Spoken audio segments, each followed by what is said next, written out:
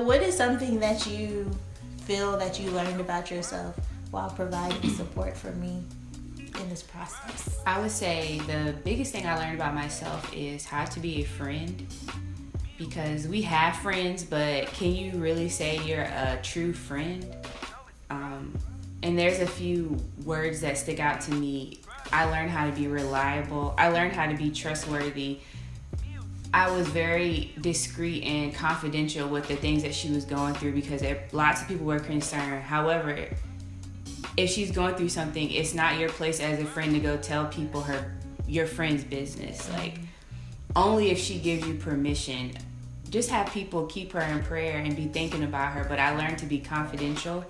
I learned to be more supportive. I know people tell me I'm supportive, but I really learned what that meant. It means supporting someone physically. I would buy her food, continue to ask her if she's eaten that day because she wasn't eating.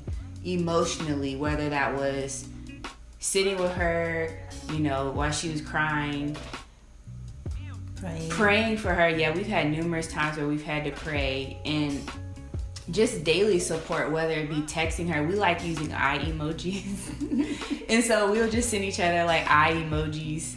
And that just means like, I'm checking on you, what's going on, or like 2 flashlights with the eye emoji in the middle.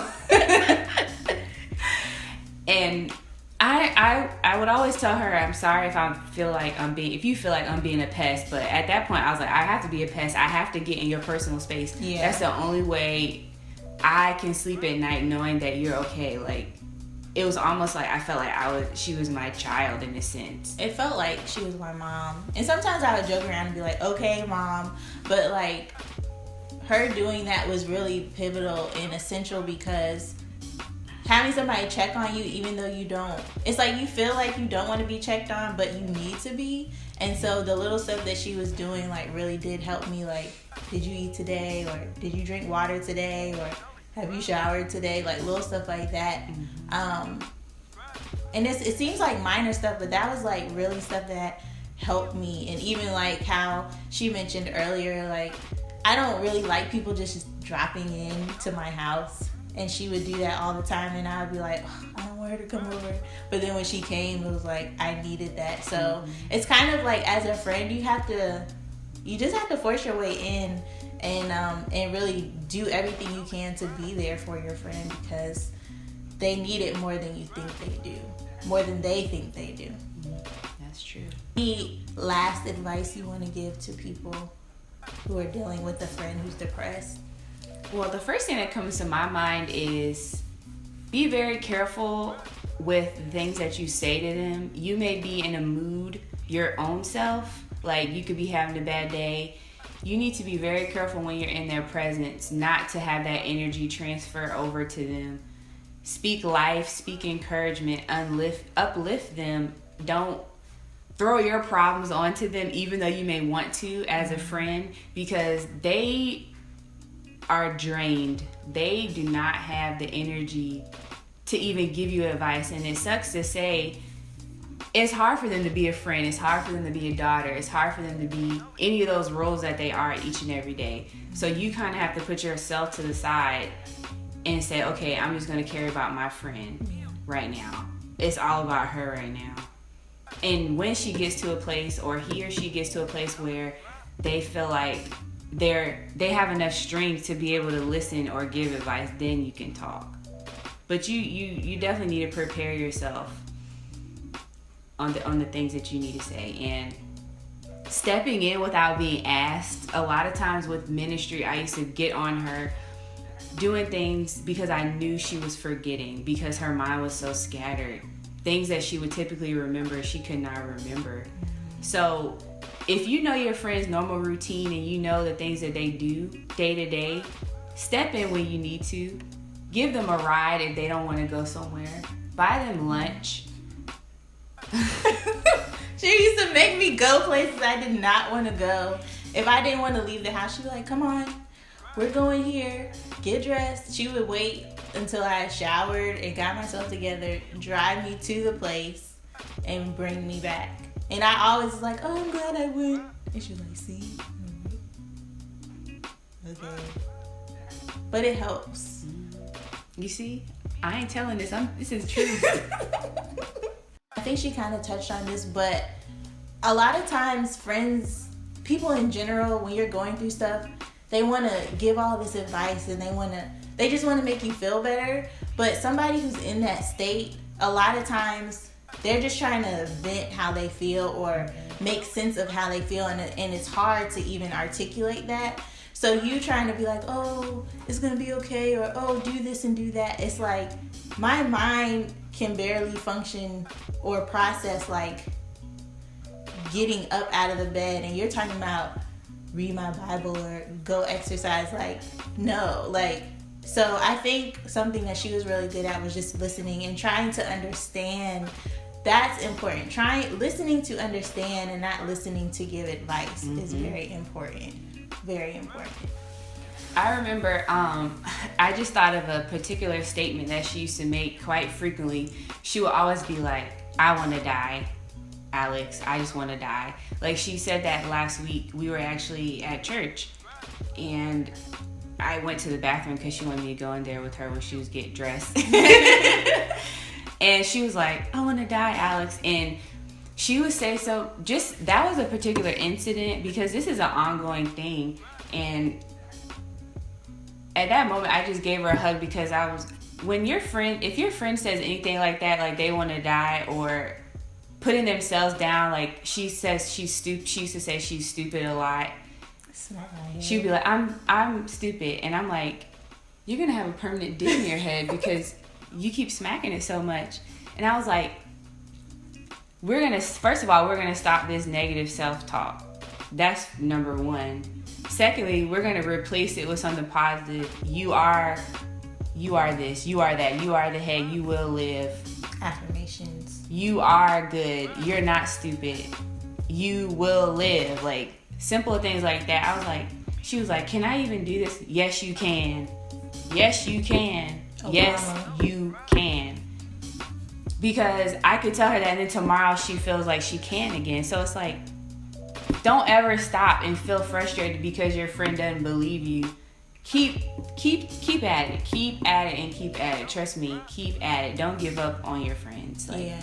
This has been going on for what, 2 years now? Yeah, I think last year was probably the pit of it all, but it started probably like 2014 and maybe 2015. And I mean, I'm not going to sit here and say that every day was good and every day I wanted to help. Some days I would be really frustrated with my own personal problems. I could be crying and I just would wonder, like, how am I supposed to help Crystal today? And sometimes, I'll be honest, I didn't because I didn't want to. Like, I was like, I got my own stuff. I can't help her today. Mm-hmm. And I would always feel convicted, like, who are you? Help your friend. Like, you can help your friend. You don't have to just sit here and not help her. Like, I would always feel bad about it. Sometimes I still wouldn't, but in my heart, I knew that I needed to reach out to her, so it wouldn't be very many days. You know, maybe be like 1 day or 2 days. It was never that long. And then some days I would be frustrated with her because I felt like she was dropping the ball with stuff that she needed to get done, and I was like, nothing's getting done. Like, and I didn't want her to look bad because she wasn't doing what she needed to do. So I would have to get things done for her, as far as, especially when it came to the college ministry. I felt like I was her brain trying to get her to remember everything and execute things because she was dealing with so much and she was having so much anxiety. I was like, what do you need me to do? Nah, I didn't say it like that, but I was like, what do you need me to do? Like, can I help in any way? And usually because we talked, I knew what needed to be done, so I just did it. I was just like, okay. And I mean, everything turned out well, but that's when I say what I mentioned earlier about stepping in when you need to step in. Like, if you see your friend is struggling, they're not meeting their basic needs, such as eating and sleeping, they clearly can't do anything else. So if there's any way you can help them, whether it's with their work, with their hobbies, with their ministry, just step in.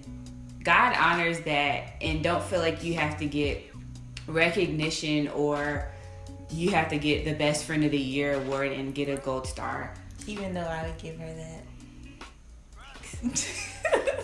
But knowing that as a friend and showing that love that God shows us each and every day, even though we don't deserve it, we as believers are supposed to do that to the people around us. So this really taught me how to love people despite what they do to me and despite how I feel about them. Unconditional. It was the same. Yeah, it was always the same. So I feel like if anything, that was like huge for me. Because if I get frustrated, I'm like, whatever. Yeah, exactly. Deuces. But not with Crystal. I can't never stay mad at her for long. It's just like it goes away fast.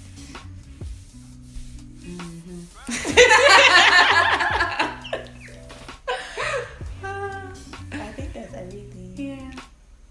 And I would say too, if you say you're gonna, you can see it. Yes. Oh. If you say you're gonna be there. Like, I think it's easy to say you want to help your friend, and I want to help you get through this, but understand what you're committing yourself to, and it will test your friendship. But if you really care about that person, like, you really have to see it through. It's kind of like your responsibility as a mom, or if this was your child, and you don't want to equate your friend as a child, but that's kind of the duty you're taking on. You're being their parent in a sense, and it's hard for the person receiving it to feel like you're gonna be there, and then you're not there. So it's a process. Understand that every day is not gonna be easy, but if you care about your friend and you want to be there for them, show it, because that's when they'll need you the most. How'd you want to close out? I don't know. Yeah, but I'm just thankful that you were there, and I think it made me appreciate you a lot more. Not that I didn't, but she was like really there, like when I needed her for everything, and I think it did grow our friendship and like make me love you a lot more. No. But yeah, so hopefully this helped you. Hopefully it gave you some tips on what to expect, and also how to support your friend. Anything else you want to say? You want to share your social media? Mine? Yeah. If people want to follow you. Hi. You're famous now. Oh. Instagram. My Instagram is Alley, ALLEY _Marie, MARI. And my Facebook is Alexandria Owens. And I think I got rid of my Snapchat, yeah. I don't have storage on my phone. Yeah, so thank you for being in my video. You're welcome. Anytime. Anytime. I mean that. Word up.